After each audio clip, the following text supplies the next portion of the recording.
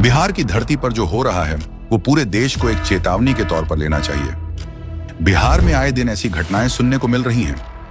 पहला, अररिया से 6 साल से भारत में रहे एक घुसपैठिए को गिरफ्तार किया गया जो 2 बार वोटिंग भी कर चुका है।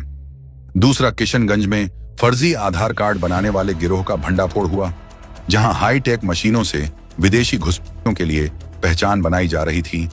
गिरोह का मास्टरमाइंड अशरफुल गिरफ्तार हुआ है। तीसरा, वहीं सुपौल में एक और बांग्लादेश की फर्जी दस्तावेजों के साथ पकड़ा गया। यह समस्या केवल बिहार तक सीमित नहीं है। पश्चिम बंगाल में न्यूटन दास नाम का व्यक्ति, जो बांग्लादेश में कोटा विरोधी हिंसक आंदोलनों का चेहरा रहा है, वह 2014 से भारत के काकद्वीप विधानसभा क्षेत्र में रजिस्टर्ड वोटर है।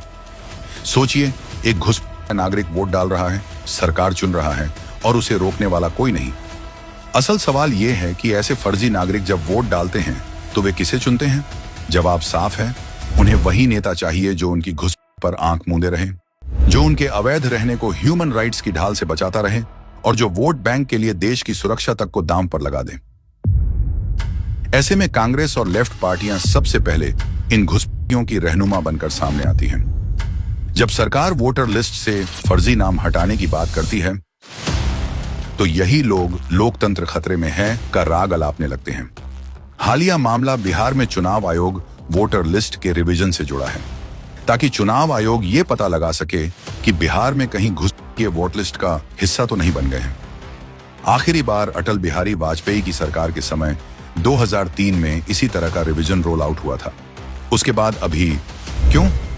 हर बार ये सारे भाजपा सरकार को ही सारे जरूरी काम करने पड़ते हैं। कहीं इसलिए तो नहीं क्योंकि कांग्रेस तो घुसपैठियों की समस्या के निपटारे के बजाय उसे वोट बैंक का हिस्सा बनाने लगती है।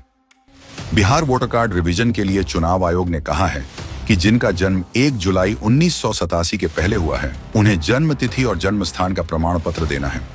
वहीं 1 जुलाई 1987 से 2 दिसंबर 2004 के बीच जिनकी जन्म तिथि है, उन्हें स्वयं व अपने माता पिता की जन्म तिथि व जन्म स्थान का दस्तावेज दिखाना होगा।